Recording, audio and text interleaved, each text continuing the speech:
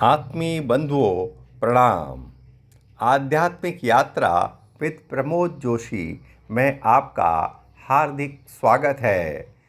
तो चलिए चलते हैं श्री रामचरितमानस के मुक्ताओं को चुनने के लिए। तो आज शुरू करते हैं। दोहा नंबर 34। मज्जहि सज्जन वृंद बहु पावन सरजूने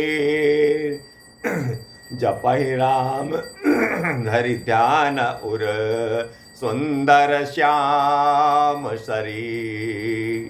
सज्जनों के बहुत से समूह उस दिन सरयू जी के पवित्र जल में स्नान करते हैं और हृदय में सुंदर श्याम शरीर श्री रघुनाथ जी का ध्यान करके उनके नाम का जप करते हैं।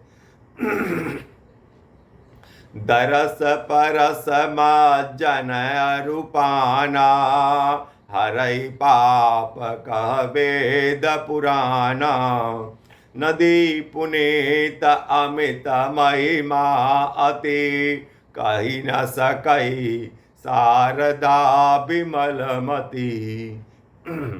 वेद पुराण कहते हैं कि श्री सरयू जी का दर्शन, स्पर्श, स्नान और जलपान पापों को हरता है।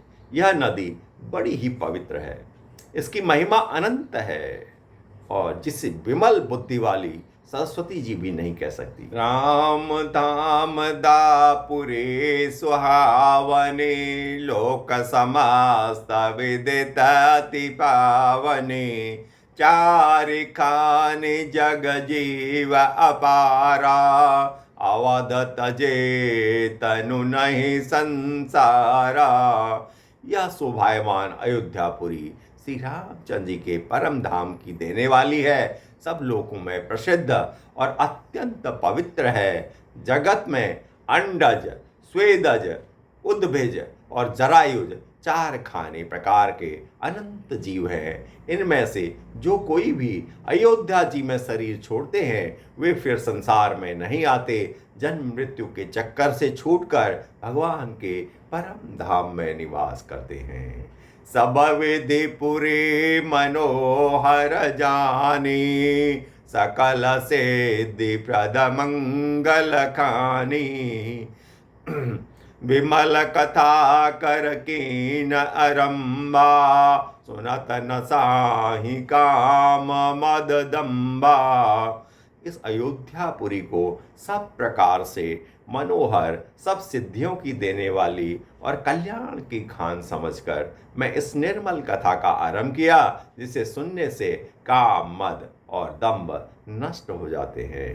रामचरित मानस एहि नामा सुनत श्रवण पाई अवे श्यामा मन करि विषय अनल बन जरई होई सुखी जौ एहि सर परई। इसका नाम रामचरितमानस है, जिसके कानों से सुनते ही शांति मिलती है। मन रूपी हाथी विषय रूपी दावानल में जल रहा है और यदि वह इस रामचरितमानस रूपी सरोवर में आ पड़े तो सुखी हो जाए। रामचरितमानस मुनि भावन विरचेउ शंभु सुहावन पावन त्रिविध दोष दुख दारिद दावन कलि कुचाली कुलि कलुष नसावन। यह रामचरितमानस मुनियों का प्रिय है। इस सुहावने और पवित्र मानस की शिवजी ने रचना की। यह तीनों प्रकार के दोषों, दुखों और दरिद्रता को तथा कलयुग की कुचालों और सब पापों का नाश करने वाला है। रचि महेश निज मानस राखा पाई सुसमौ शिवासन भाषा ताते रामचरित मानस बर धरेउ नाम हेरि हर शिहर।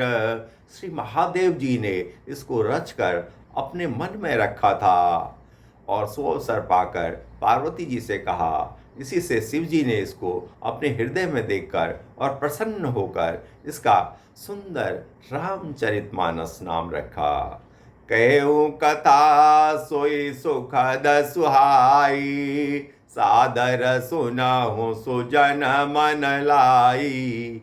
मैं उस सुख देने वाली सुहावनी राम कथा को कहता हूँ।